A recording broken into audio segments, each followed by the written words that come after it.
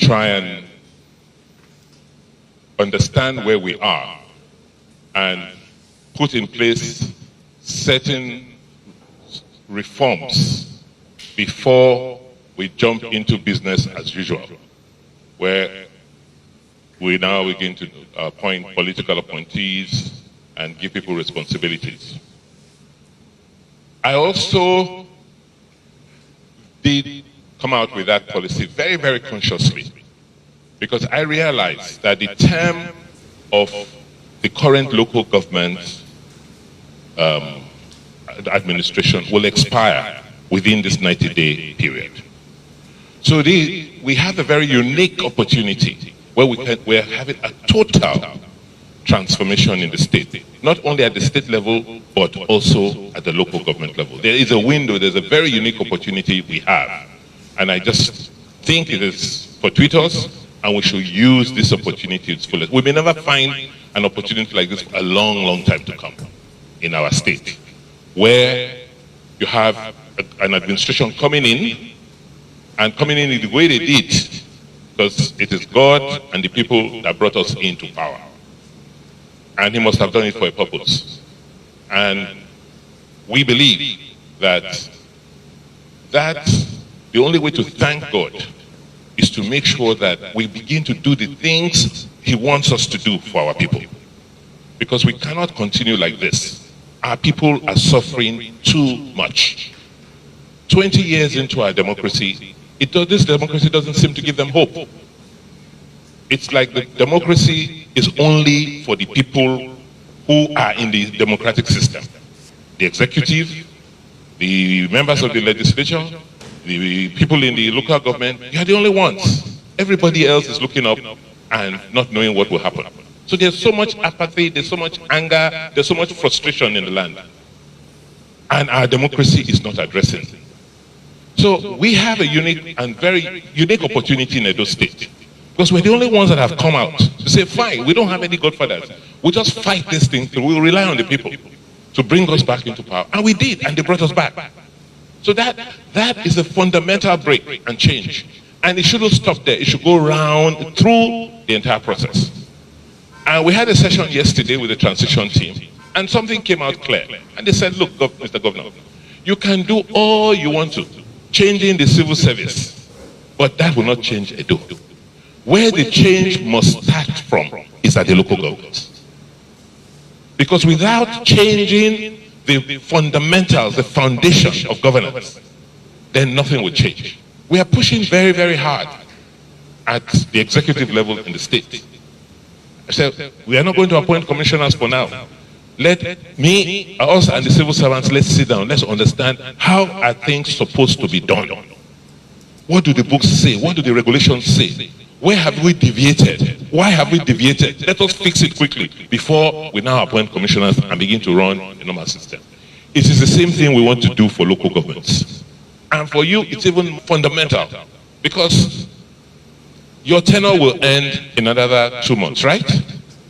The tenure of the current local government executives. And we will be going for elections. This is a unique opportunity to find out from you what went wrong, what did you notice, and what must we do to fix it if our democracy is to survive. You don't have nothing to lose. Say it as it is.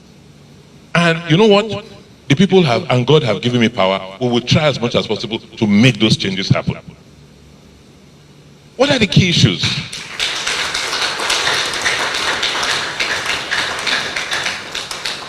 What are the key issues? First and fundamental is governance. How are our local governments governed? Yes, the Constitution provides for how local government chairmen and executives are elected, right? But the process of election itself affects the nature of governance. Yeah, and you'll see it in Edo because of the way I have been elected. It's definitely affecting the way we are going to govern Edo. Because I realize that the reason why people voted for me, for us as a government, is because of that hope. Given the track record we had, they feel that If we are allowed to continue, we'll do more for them. So the parents of the almost 300,000 children we have in our basic school system knew that they would lose something. They could lose something if there was a change and there's no Edo Best anymore. So they came out, they had a stake. So as governor, I have no choice but to continue with Edo Best and improve on it. Because that is one of the reasons why I was given an opportunity to serve. Not one big man, not one person from Abuja or Edo, one godfather was, did it. So I'm not beholden to them, I'm beholden to the people.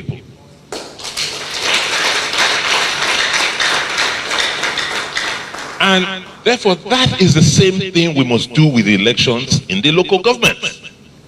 That when you get elected as chairman or a councillor, it is the people, it has to be that the people are the ones sending you there.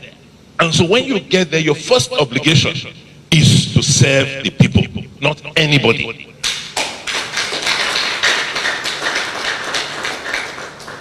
Because once the people realize that you are serving them, even when you don't have all the resources, they are more empathetic. They trust, they believe that, okay, he's trying. We didn't do everything we could in 4 years, did we? But people said, but they are trying. Let's give them a chance. Let us continue to support them. Of course, you had the bad people who were saying he has not done nothing, his own MOU, but that's politics. But going, for us, particularly in the local governments, we don't have enough. Therefore, the little we have to be able to convince the people that we're using all of it for their own good. You'll be shocked that they on their own will, help you get more resources to work for them. What are we supposed to do for the people as local governments?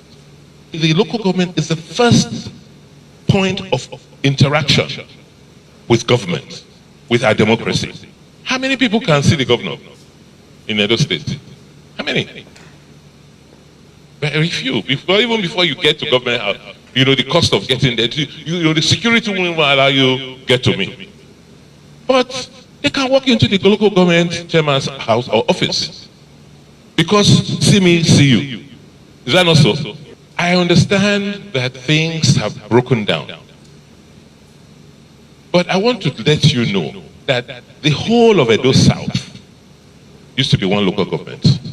The whole of Edo Central used to be one local government. In the First Republic, the design of our democracy realized that local governments were at the first, in fact, the most important structure. The most important structure in our democratic experiment. So don't think that you are not important. Don't think that it's the governor. No, the governor can't be governor without the local governments. What are the key things people need? They need security. So in this session, I brought with me a security team I'm working with, who are helping us with the new security design. And you will be able to talk to them and they'll talk to you to see how can we realistically secure our people. As we can see from NSAS, we have to protect ourselves. We have to secure ourselves. Nobody can secure us. And security is local. So it has to, the core of security has to be at the local government. We need to provide education. So if you look at this, the local government expenditure profile, the biggest element of your spend is education, is it not? You have to pay the teachers. They are superb. So if we are spending so much of our earnings on education, doesn't it show that education is important? And therefore we must make sure we get the most we can out of that investment? Because at the end of the day, it's about people. That child you train well today is going to be the Dangote of tomorrow. And he can generate more revenues that can pay for a whole state, if not the country. So that investment in education is very, very key. So it really, really hurts When I see local government chairmen or people who don't want teachers, they want to post teachers out so that they can have enough revenue, and they have enough money to do projects. What project can be more important than the human project? Tell me. I see local government chairmen, they're rejecting teachers. They don't want, no, there are too many teachers in our local government. Meanwhile, most of our communities, most of the schools in our communities are underserved. The other issue affects human beings, healthcare. Thanks to COVID, we never used to care, we never bothered. Those of us who are privileged, the ones who are sick, we get on a plane, we go to Dubai, we go to India, because we can go and get treatment. With COVID, can we go anywhere? So it's same as you. We have to fix the system. And every disease starts small. So, and the first point of contact with the healthcare system is the primary healthcare system. Your chos and chews. At the end of the day, you say you have about 3,000 chos and chews in the system, but where are they? Every local government has multiple PHCs, is that not so? But how many of them are equipped? They were just projects. Somebody has made his money and gone. Then, the local governments that should staff, train the people who should occupy, those buildings, they don't do. They don't do so. So our women, children who should have survived, die out of no fault of theirs. I mean, it was so harrowing for me going to a primary healthcare center in one local government, and women were being delivered with torchlights in 2020. Why? Meanwhile, when you look at your payroll, how many chos, how many chews are supposed to be there? If we are paying them, why can't we get them to work? If they don't know, why can't we train them? So, the point is, for governance to be effective, we have to first deal with the human beings. Let us stop this wrong notion of thinking that what is most important is infrastructure. Let's build that human infrastructure first before we can build the physical infrastructure. It's the human beings that build the physical infrastructure.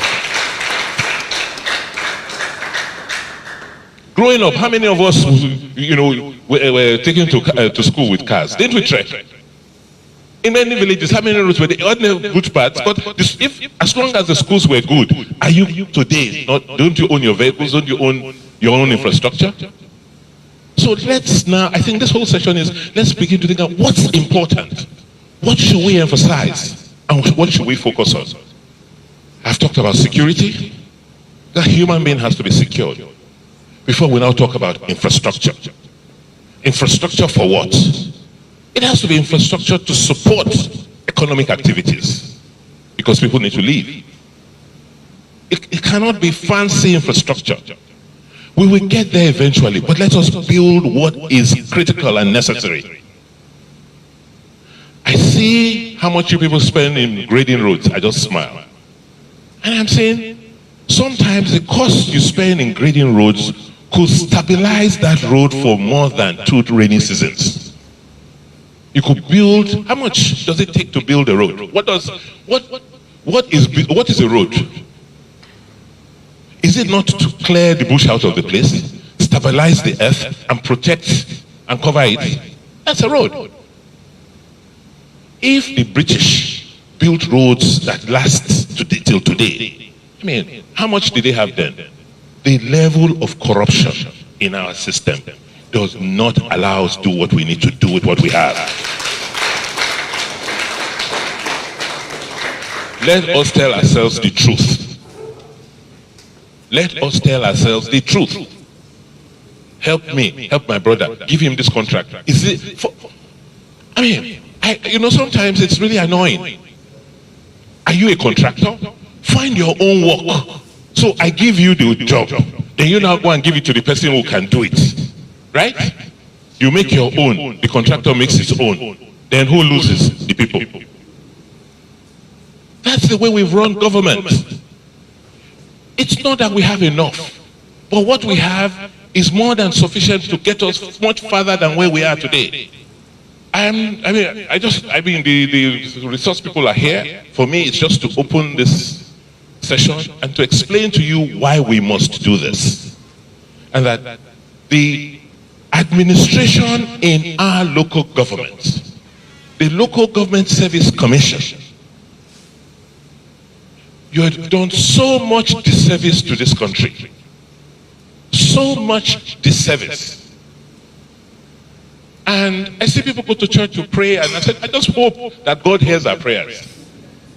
No, because you cannot go and pray on Sundays and do all the praise and worship and still go and do the things we do inside the administration of our local government. The huggers, you know what I'm talking about. Don't you? You all know. It's like we're just here for ourselves. The people don't matter. Whatever comes is for us. If there's anything left to give to the people. That's the mentality in which we use to run local government. And I say the state too. But you know what? We're out here. With COVID, we're going nowhere. We have to fix Nigeria. We have to fix it. I mean, nobody's going to come from anywhere to fix it for us. You want to go somewhere else, they say, no, go home. Go back to your country. I mean, or if you come, go and quarantine. I went to London for the first time, after 9 months, a couple of months ago, and nobody told me. I wanted to leave, come back home. So there's an imperative today. The good thing is that we can fix it. I know we can. I can assure you that we can. There's nothing to it. It's for us to just be true to ourselves and just do what we need to do. Realizing that if it is good for us, it will be better for you. Because you are on top already. It's that, with that mentality, that the local government service, civil service should be more about giving, not taking.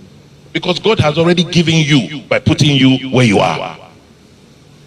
So having found yourself where you are today, you now want to give. Because in giving, it will be better for a lot more people and for you too. Are you happy when you're there and everybody, they're sending you texts, sending you messages, please, please, please, help me, give. Are you happy?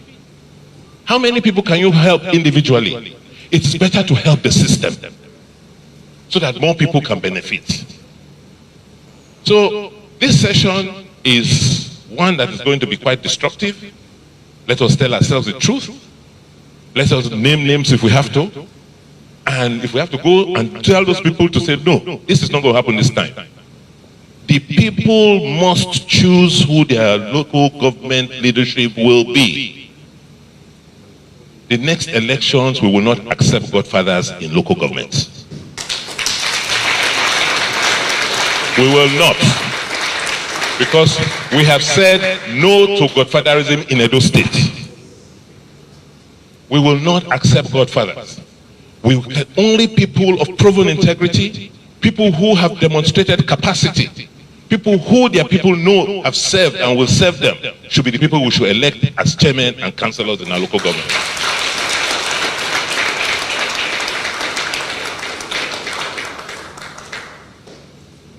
On a final note, I want to assure our consultants, many of you have managed great institutions. You have worked in great institutions, multinational, and so you have a world of experience and a wealth of experience. But you are dealing with local people. So we have to look for a way to localize those thoughts, those ideas, so that they begin to understand how the building blocks can be put together and why they are the core building blocks for that great institution that we need to build. On that note, I want to welcome you and declare it open.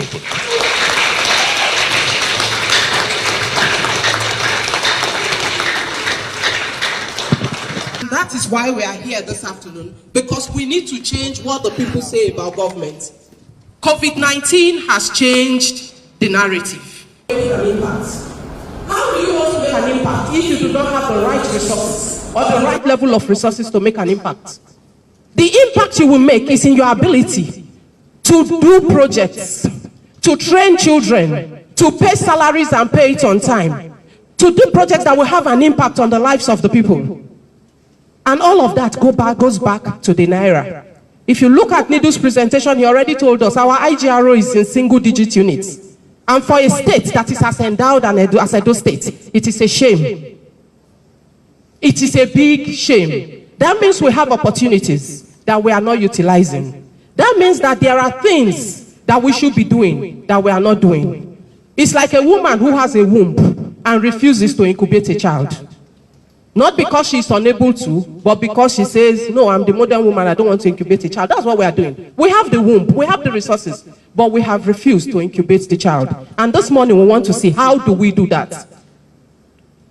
What that has shown us is that our main source of funding as local government is from federal government allocation. And because there was oil in Nigeria, I think that's one of our biggest problems. Because before oil, we had a lot of resources. We had groundnuts, we had cocoa, we had rubber, we had palm oil. Where are all these resources today? Why is it not giving us IGR? That should be mind-boggling. I was surprised to read that Malaysia exported palm oil worth over $20 billion in 2019. And the total crude oil revenue to Nigeria was about $10 billion, 50% of palm oil. And we've had knife for even before I was born. So what are we doing with the resources we have in Edo State? We have opportunities. How are we utilizing them? And that is the truth of the matter that we have come to talk about today. The main source of funding for that allocation that we are looking at is crude oil. It forms 85% of our current exchange revenue. But I'm going to show you graphs to show you that this picture is a mirage. If we are going to sit down and continue to expect that federal government is going to fund us, then we have already, as a state, that mega vision will not be actualized. Because the federal government does not have the resources to continue to support the states at the level they've done in the last 5 years, in the last 10 years. Federal government earnings is on a downward trend. Year on year, we are having wider and wider budget deficits. We are borrowing to close our budget deficits as a nation. What does that mean? We are leaving debts for our grandchildren and great-grandchildren to pay, that they don't know what we spent it on. Are this money being used for projects that impact the lives of the people? If it was, there would be so much dissatisfaction amongst the common men in Nigeria. The dissatisfaction is that because all of the resources that we are seeing being borrowed is not impacting on the lives of the people. We have increased inflation over time. I'm going to show you something on that. But we are here and we want to hear from you. We want to understand from you. What is your plan in the light of all these realities to ensure that as a government we continue to make an impact on our people, and that we will join with the vision of the governor, make Edo State great again, and ensure that every Edo man, woman, citizen, indigene, resident who has an interaction with government comes back to say, oh, this is the model state, and I'm proud that I am an Edo man. And that is where we want to be as a people and as a government. Next slide, please. I just want to do a situation analysis for you, just to show where we are. And for us to know that the EndSARS riot we saw, that we were crying, that one is chicken's play. My children will say it's moi moi leaf, because moi moi leaf, when you unwrap the moi moi, you throw away the leaf, it's useless. So the EndSARS protest we saw is moi moi leaf. When the next one comes, if we don't change the way we are doing things, that is what you would call the egg inside the moi moi. You know, that's the one that people are looking for, the one that is important. We see pair. And the thing that is even paining me in the whole matter is that at that point, the frustration will be so high, they will not be able to differentiate between government and non-government, between multinational worker and local government chairman. So if we sit back and say, that is for people in government, it doesn't us. When the kasala bursts, now all of us go run. I'm just telling you the truth as it is. When the trouble comes, If you are somebody that reads the Bible, there was one part in the Bible, I'm not so good, but I remember the story. I don't know where it is in the Bible. They said that things were so bad. The women were prizing their children. Say, you bring your pikin, may we chop today, tomorrow we'll chop my pikin. That's where we are going to in Nigeria. If you've not seen it, that is where we are going, and we need to stop, take stock, and reverse the trend so that we do not become a failed people.